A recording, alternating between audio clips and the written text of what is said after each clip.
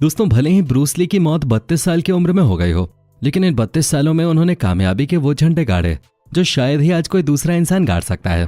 Bruce Lee वास्तव में एक ऐसे इंसान थे जिनके कौशल, फुर्ती और काम करने के तरीके इंसानी सोच से बिल्कुल परे थे। लेकिन दोस्तों, 20 जुलाई 1973 को ऐसा क्या हुआ जो अचानक उनकी मौत हो गई। और उनकी मौत के बाद लोगों ने तरह तरह की बातें कही। किसी ने कहा कि उनकी मौत एक सोची समझी साजिश थे, तो किसी ने कहा कि उनकी मौत एक नेचुरल डेथ थे। ब्रूस ली की मौत को लेकर हर बार अलग अलग बातें कही गईं। आज की वीडियो में हम आपको उनकी डेथ मिस्ट्री के बारे में ही बताएंगे। साथ ही हम आपको उनके जीवन से जुड़ी छोटी बड़ी हर जरूरी जानकारी देंगे और बताएंगे कि आखिर क्यों उन्हें मार्शल आर्ट्स का उस्ताद कहा जाता है। बस आपसे रिक्वेस्ट है कि आप इसी तरह वीडियो में अंत तक बने रहिएगा। दोस्तों, ब्रूस ली का एक एक मूव मानो हवा से बातें करता था। उनका डेली रूटीन सिर्फ और सिर्फ मार्शल आर्ट्स और कुंग-फू से भरा होता था। वो बचपन से ही मार्शल आर्ट्स और कुंग-फू में महारत हासिल करना चाहते थे। उनका जन्म 27 नवंबर 1940 को अमेरिका के एक चीनी परिवार में हुआ था। वो यूनाइटेड स्टेट्स के सैन फ्रांसिस्को के China town Jackson street hospital में पैदा हुए थे। ब्रूस ली के पिता ली हुए चुएन एक ओपेरा सिंगर और फिल्म एक्टर थे, जबकि उनकी मां ग्रेस हो एक हाउसवाइफ थे जो कि एक यूरोपियन महिला थी। ब्रूस ली की शिक्षा हांगकांग में हुए थे। ब्रूस ली कुल 4 भाई बहन थे। उन्हें ब्रूस नाम उसे हॉस्पिटल के नर्स ने दिया था जहां उनका जन्म हुआ था। ब्रूस जब 3 महीने के थे तभी उनके माँ और पिता वापस बैंकॉक आ गए थे। अपने घर से कुछ ब्लॉक दूर 218 नेथन रोड हांगकांग में स्थित स्कूल में उन्होंने अपनी पढ़ाई पूरी की। ब्रूस ली ने मार्शल आर्ट्स की प्रैक्टिस काफी छोटे से ही शुरू कर दी थी।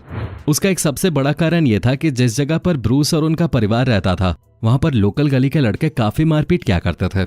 आए दिन ब्रूस पिटकर घर आते थे, जिसकी वजह से उन्हें काफी डांट पड़ते थे। उनकी मां उन्हें उन लोगों के पास जाने से मना करते थे, पर ब्रूस कहीं ना कहीं से रोज पिटकर, चोट खाकर और अपने कपड़े फड़वा के आ जाते थे। ब्रूस जिस परिवार में पैदा हुए थे वो परिवार आर्थिक रूप से संपन्न था, जिसकी वजह से ब्रूस के कहने पर ही उनकी मां ने उन्हें मार्शल आर्ट्स की क्लासेस ज्वाइन करवा दी।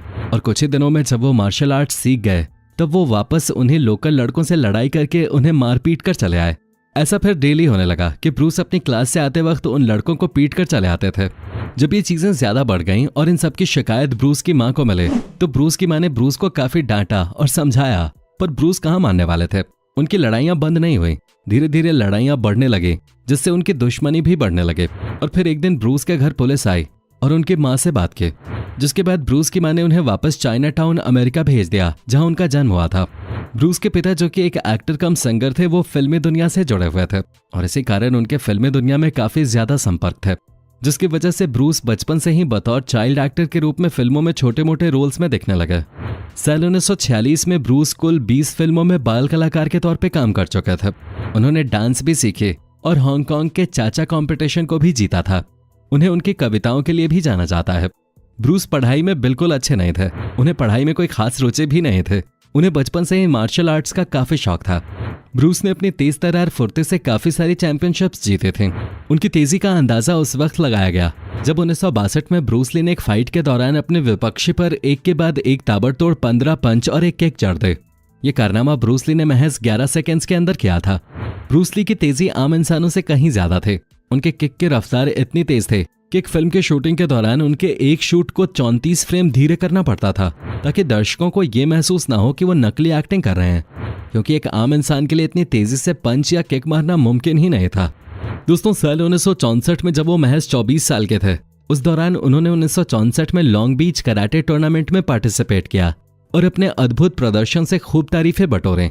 इसके बाद वो एक अच्छे मार्शल आर्टिस्ट के रूप में पॉपुलर हो गए।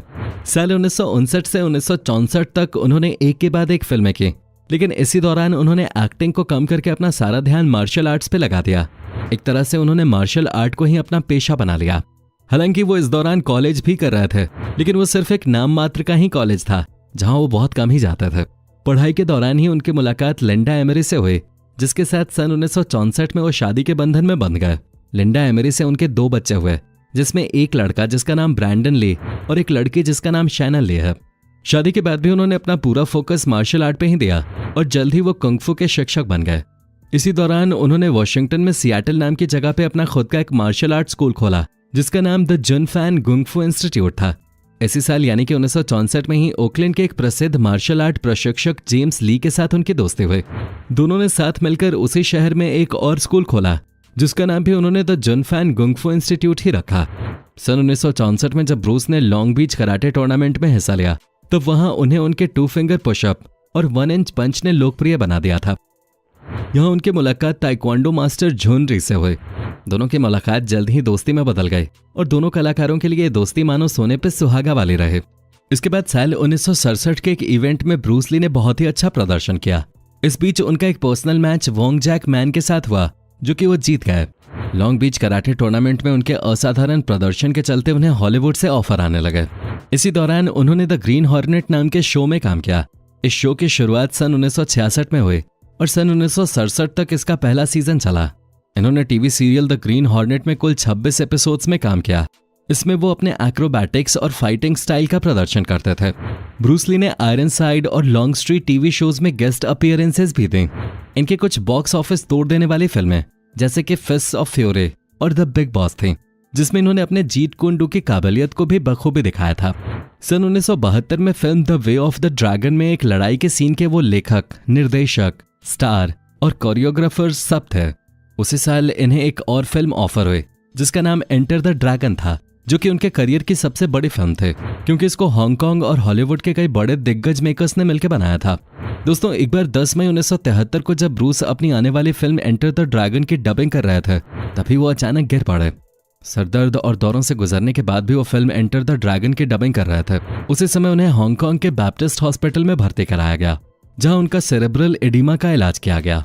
वो अपनी इस पहली बीमारी से ठीक हो गए थे, लेकिन इसके बाद 20 जुलाई सन 1973 को उनका जेम्स बॉन्ड स्टार जॉर्ज लाज़नबाई से मिलने का कार्यक्रम था, जिसके लिए वो तैयार हो गए। बेटी टेंग पेई के साथ एक बैठक की व्यवस्था की, जिसमें फिल्म गेम्स ऑफ डेथ के स्क्रिप्ट पे चर्चा होनी थी, जो वो लाज़नबाई के साथ बनाना चाहते थे। उन्हें सिरदर्द की शिकायत थी और उन्होंने पेन किलर ले रखे थे। सर में दर्द की वजह से वो एक झपकी लेने के लिए लेट गए और ये उनकी अंतिम झपकी रहे। उन्हें क्वीन एलिजाबेथ हॉस्पिटल ले जाया गया, जहां उन्हें मृत घोषित कर दिया गया। जब उनके शरीर की जांच की गई तो पता चला कि उनको मेप्रोबेमेट की वजह से एलर्जिक रिएक्शन हुआ, जिसके कारण उनकी मौत हो गई। उनकी अचानक हुई मौत से सब हैरान थे, लेकिन ये एक ऐसी सच्चाई थी जिसे सबको न चाहते हुए भी मानना पड़ा। ब्रूस ली के मृत शरीर को सियाटल के लेक व्यू सेमेट्री में उनकी पत्नी के होम टाउन में दफनाया गया। मरने के बाद ब्रूस ली का नाम टाइम मैगजीन की सूची में 20वीं सदी के 100 सबसे प्रभावशाली लोगों में सम्मिलित किया गया। साल 2013 में ब्रूस ली को एशिया अवार्ड्स में लेट ऑनररी फाउंडर अवार्ड से भी सम्मानित किया गया। उसी साल लॉस एंजलिस के चाइना टाउन में उनकी एक प्रतिमा का भी उद्घाटन किया गया था।